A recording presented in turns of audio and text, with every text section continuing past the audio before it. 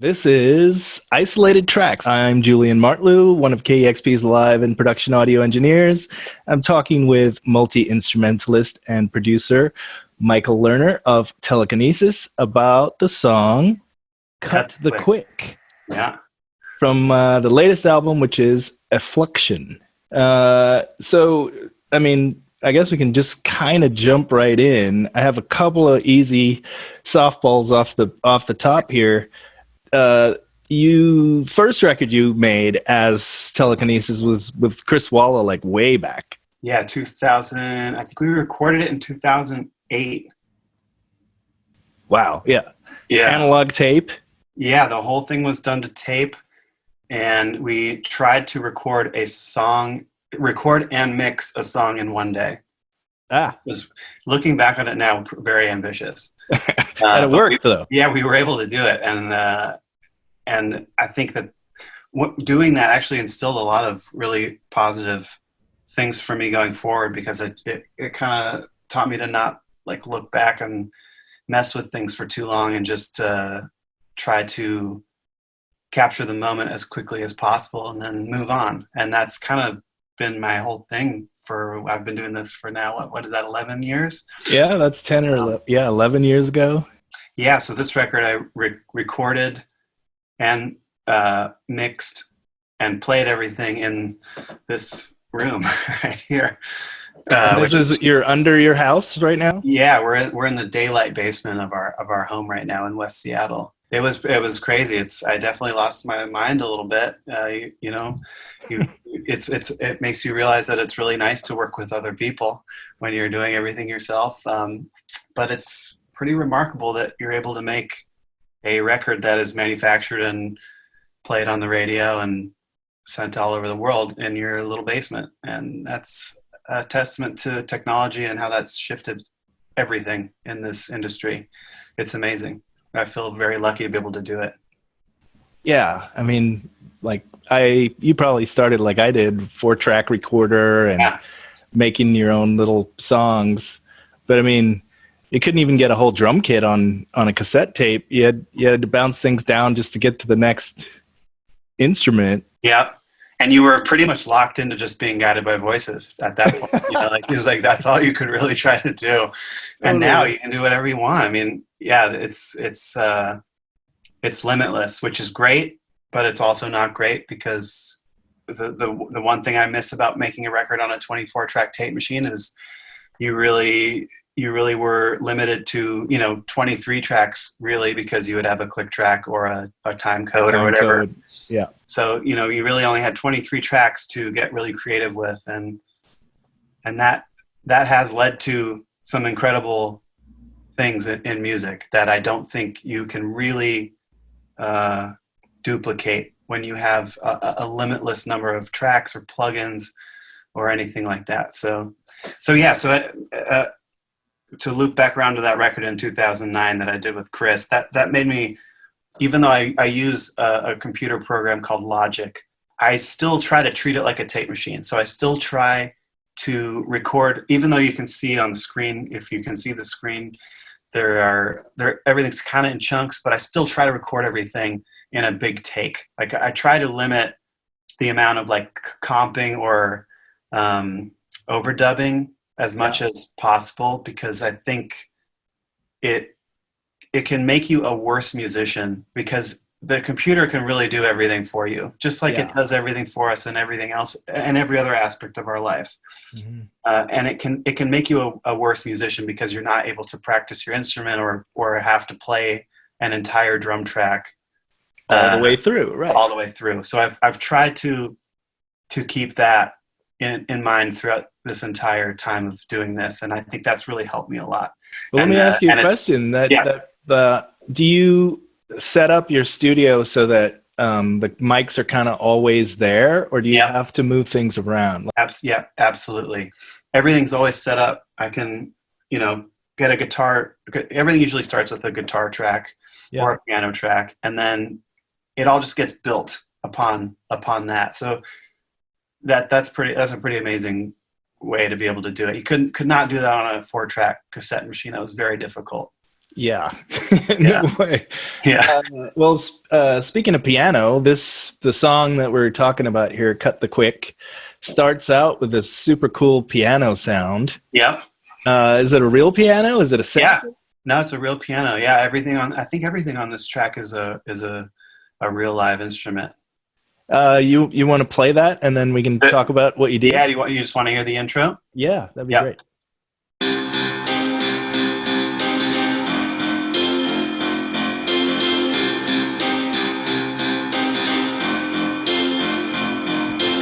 Yeah. Just Awesome. some mono mic. Mono mic. You got some reverb going. A lot of reverb. Yeah.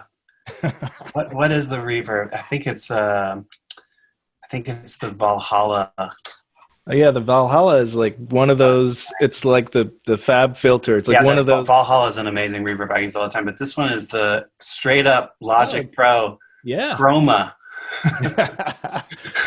Chroma verb. Piano. Of course, I just went with the plugin, the setting that they put in there called Piano Chamber. Worked great. Yeah, fabulous. Yeah. I mean, there's nothing wrong with presets. No, someone has spent a lot of time making that preset for you to use, and it's way better than me trying to figure something else out. Yeah. It works great. I use them all the time. Logic is an incredible program, and it's ridiculously powerful and it's useful. like the big brother of GarageBand. Exactly. That's pretty much exactly it. Yeah. Okay, so we get through this intro with the reverbed out guitar. Yeah. Or piano, sorry. Yep. And looks like everything's about to kick in. Yeah, big time. Yeah, let's go from where the drums hit. Yep.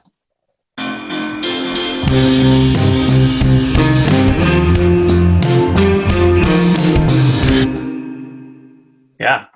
Fabulous.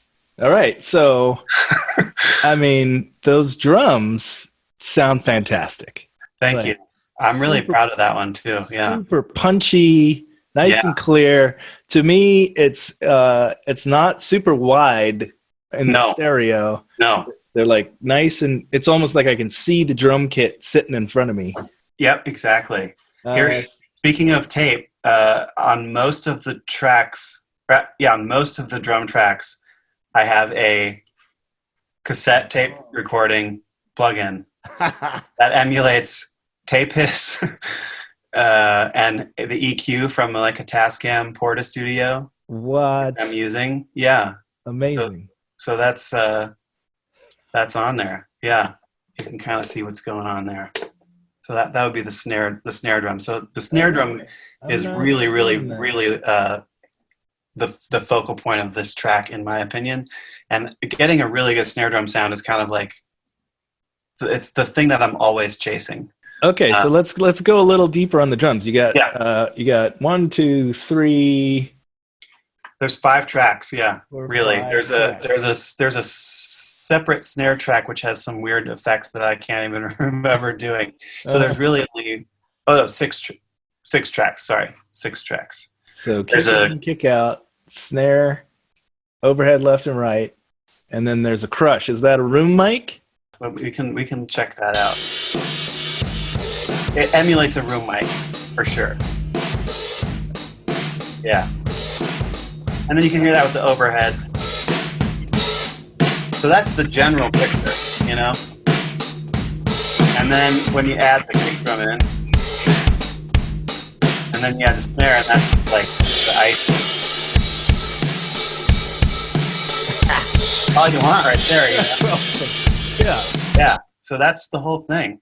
Okay, so looking at the bass, I see bass DI. I don't see bass mic. Nope, bass DI.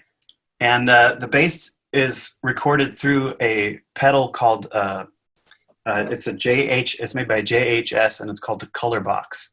Oh. And it's basically a Neve channel strip in a guitar pedal. Oh, wow. And it has a XLR output, so it's a DI, basically a DI. So I just record the bass through that. And the bass was my dad's Hofner Beetle bass. Not a real one, but a repro, and it sounds really great. It's really plonky. Oh yeah. got all that like woody, hollow. Yeah, You can really the hear this. Yeah, they're so great. It has a crap ton of super low end. Yep. Without but being you also muddy. get that. You also get that like pick sound. and the pick I'm using is it's a felt pick. I don't know if you can see that, but it's like really thick and it's made of felt. Wow. So you get that. You don't get that like really picky sound. But yeah.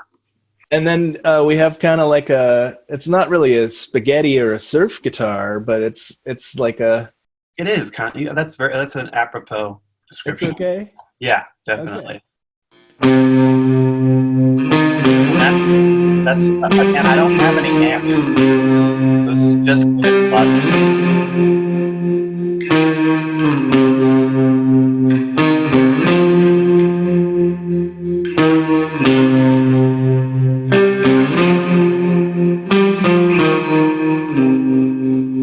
Awesome. Yeah. And it's all the amp. It's the amp emulation reverb. It's the amp emulation tremolo or vibrato. All that. Yep. Everything amazing. Yep. Yeah. So yeah, I don't think I used an amp for anything in this. And that's going through the JHS box as well. I think that this one is probably just plugged in to the like Heisey input. I use a Universal Audio Apollo, and I think it's just going straight into that. Right on. Yeah. So you put your piano after the intro went to a different track, but that's just because you're kind of changing the effects and maybe panning and a little bit of a volume shift. Yeah. So this is like the piano that goes throughout the verses.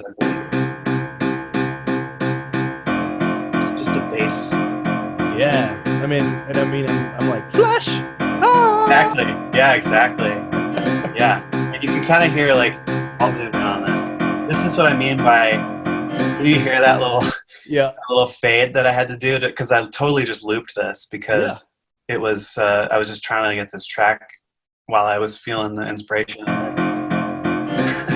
So that's in the track, but you would never hear that. You'd never hear it. Yeah. Which is the stuff that I really enjoy in that type of thing because it worked great. And I didn't want to re-record it because it sounded really cool. Cool. And then you roll into the first verse. Yeah.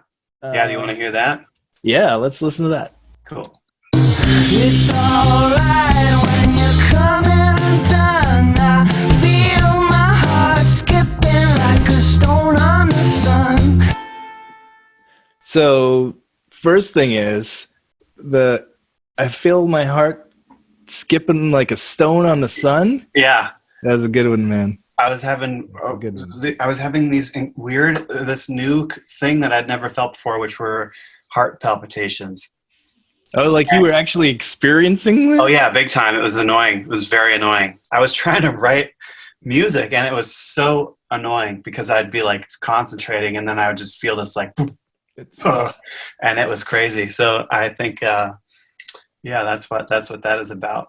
And it gave you one fantastic lyric. Yeah, exactly. Yeah. Yeah. Take that, heart, you know? Take that. Yeah. And you're doubling. Always. Always. You do double, triple, quadruple sometimes. Yeah. Yeah. And do you mix them even or do you have one? Yeah. Yeah. So it's these two right here. And they're totally even and panned like just a tiny bit left and right. Yeah. Yeah. And what are you running on them?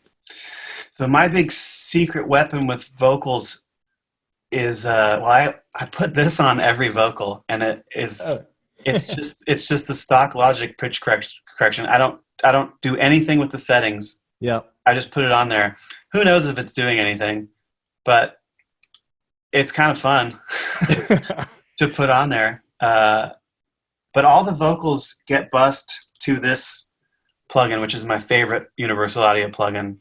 It is called the Cooper Time Cube. Are you familiar with this in real life? No. This is the coolest thing. So this was made by Universal Audio in real format. So it came in. This would be like the rack mount this thing you're seeing on the screen is like the rack mount that you would put in your rack. And then it ran to this plywood box that had a garden hose wrapped around in the box and microphones on each end of the garden hose. Okay. And it was a delay, effectively a very short delay. Yeah. And the most famous example of this delay is it's all over Rumors by Fleetwood Mac, like on everything on that record. But it's very, very prominent on that. What is the Never Going Back Again? Is that it's the acoustic guitar track on that record. Uh-huh. I can't remember. It's the Lindsey Buckingham track where it's just him. And it's an incredible song. And you can just hear this, like, it's like a very short, basically it just adds this crazy amount of width. Yeah.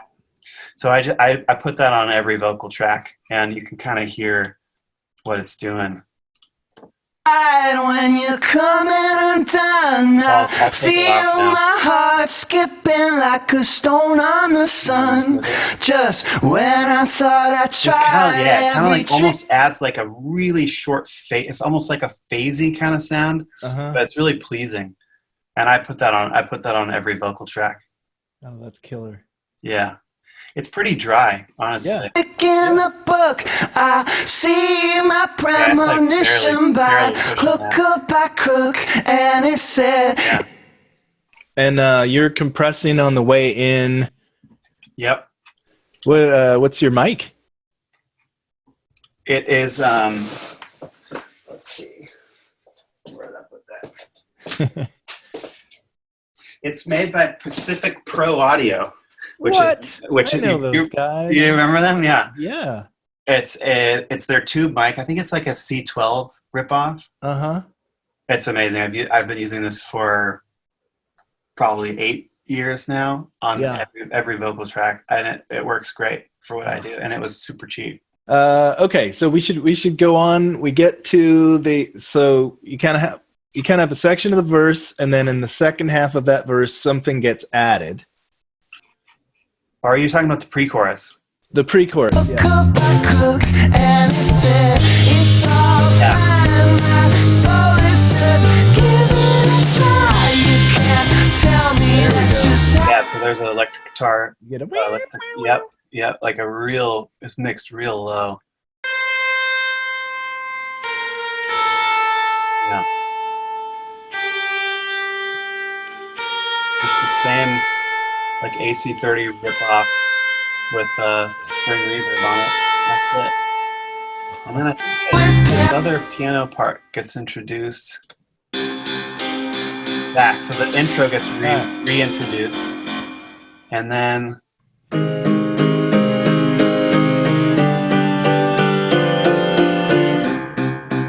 and back into that. Nice.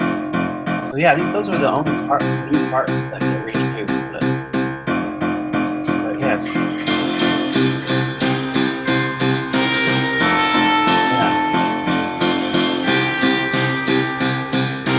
and then I think it's to the chorus, right? Yep. Yeah. Let's go to the chorus. Yep. at you. Sometimes I feel like I'm looking at you. Oh no, the flowers bloom and I see it in view. Oh no, sometimes I feel like I'm looking at you. Oh no, the flowers bloom and I'm feeling like I got you to see it. That part. So this part is crazy solo. This is the guitar straight into the JHS color box, which is what you would have heard on Revolution by the Beatles or Body Snatchers by Radiohead. It's like the same thing, and it just sounds insane. It's like I've listened to a lot of Blur lately. It's like Blur. It's so dirty. Yeah. So that's going on. I love that, though. That's great. And those guys are panned hard left and right. Exactly. Yep. Yeah, amazing. Yeah. And we're into a new verse. Yeah. So there's also at the end of this chorus, there's like a la la la la part. Which right. Is kind of, la las are the things that you throw when you want something to be real catchy. So there's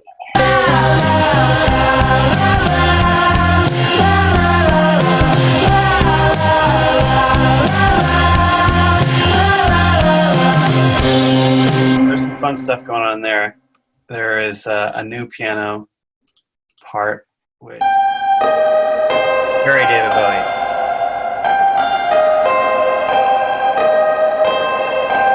That's got the Valhalla. Very much. What's that David Bowie song where it's the piano? I can't remember the name of the song off the top of my head right now. It's a great song. But yeah, that's what I was going for with that. And then there's also a synthesizer. Yeah. Which I think I messed with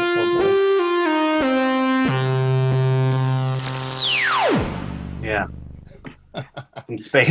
Some space sounds. Yeah. So that's like the fun time end of the chorus. And then I think we're back into the next verse. All that's left to do is just give it a try. It feels like I was sleeping on a bed of lies, not catch up. Sometimes I feel like I'm looking at you. Oh no, the flowers. Yeah, that's another chorus, and then it goes to. I think it would be called like a bridge after this next chorus. Yeah, which is maybe the most. I'm not a good piano player, but this is one of the most proud things I've ever come up with on the piano, which is sleeping soft. I got a picture of you, and this is cutting at the quick now. And the bass, the bass, I'm pretty happy with that.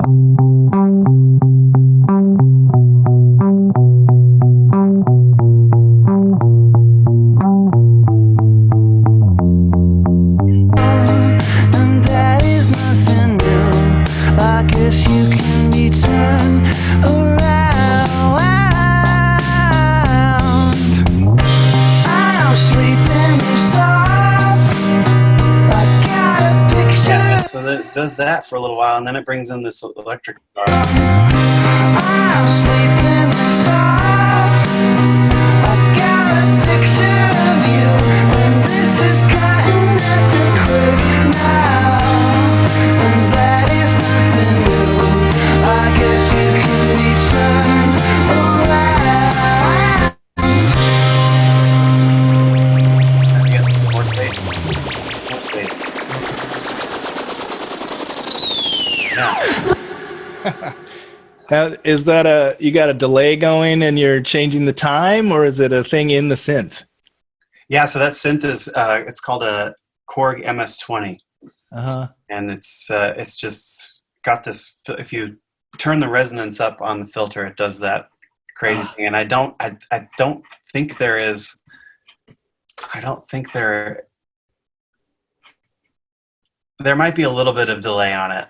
Right, but you're not changing the delay time. No, it's just. So that's not a delay. That's like a modulation. Yeah. Yeah. Pretty fun. I mean, this is the kind of junk I'll do for like hours. You know? It's like I love the Twilight Zone TV show, and I just feel like I'm like soundtracking. That sounds like someone laughing, but it's not. It's a silly song. It's great.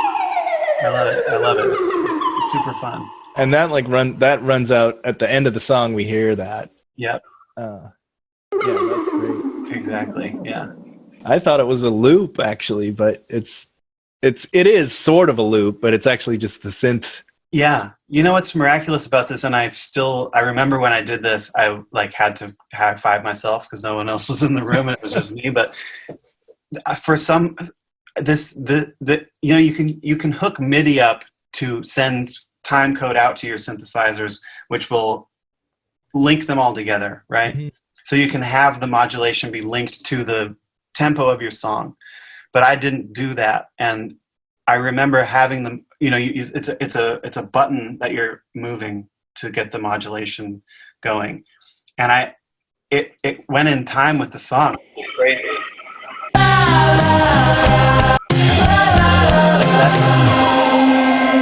That's in time with the song, which I don't know how that happened, because it's completely random. Yeah. So that was a happy accident that was really, really cool to have happen. Amazing. Like right there where you just played it, I'm also hearing like the drums, except now they're far away. Yeah, I think that is headphone bleed when I take my headphones off while I did the drum. Yeah, while I did the drum track. We should try to figure that out. There it is. Yeah, I was taking the headphones off after doing this piano. Yeah, that's also a happy accident, which is, again, like straight out of the Spoon handbook. Some of my favorite things about listening to the Spoon records is when you can hear them talking in the background, or you hear just random noises that they keep in there, and that stuff is what makes me really happy. I really love that kind of stuff. I'm remembering that I was going to ask you, because this is something that a lot of us struggle with. Yeah. You're in a basement, you're in a smaller room. Like, what are some of the problems that come up, especially on the drums or when you're singing? And are you using treatment? Are you like putting blankets over things? Are you? Yeah. So first answer, what are the problems? Everything. Literally everything. Yeah. Everything is a problem. This you can't really tell, but this room is a straight up box. There aren't any, there are so many flutter echoes in this room. Like if you clap your hands in certain areas, it does it. Yeah, exactly. It's terrible. But I did put these treatments up, which are kind of all around the studio, which are just like I think it's rock wool insulation with some fabric over it. Uh-huh. And that really helps a lot. But it's really, really live in here. It's pretty gnarly. Uh-huh. So there's not a lot I can really do about that. But I just kind of work around it. So again, like talking about Fleetwood Mac's Rumors, if someone was like, I want that drum sound, I'd be like, not gonna happen in here. Yeah. Like you're gonna have to, if you want to bring a boatload of carpet in here and put it around the drum kit, maybe we can try to do that. But right now, there's no way. This is a wood. This room is made out of plywood, so it's very reflective. So yeah, it's really difficult to make things sound. You have to work a lot harder to make things sound good in here. But I've been working in here so much that I just kind of figure out how to deal with it. Mm-hmm. But yeah, for vocals, I just put the vocal mic like right here, and just without anything near it, and just go for it. It's difficult for other people to come in and work in here sometimes, I feel like, because they're not understanding of the limitations that you have. Uh-huh. But I embrace that stuff, and I think that leads to a lot more exciting music, because music is, I'm not a fan of things trying to be perfect. That's not really what I'm going for. Yeah. It's just whether it sounds cool or it sounds good or does the song justice, which I have to always remind myself that it is about the song. It's always about the song. Should we wrap it up? I mean, yeah, I think we've gone through everything in the tune. It's a great tune. Thank you. I'm really proud of this one. Yeah, it was very fun to make. This has been Isolated Tracks. I'm Julian Martlew. I'm one of KEXP's live production audio engineers. And this is Michael Lerner, our guest from Telekinesis. The song is called Cut the Quick. The latest album is Effluxion. And you should just go and get it, buy it, and listen to it all yourself right now. Agreed. Thank you for having me. This has been very fun for me. Yeah, this is great. This is a really, really fun time. Yeah. Yeah. Sweet. Discover new music at listener-powered KEXP.org.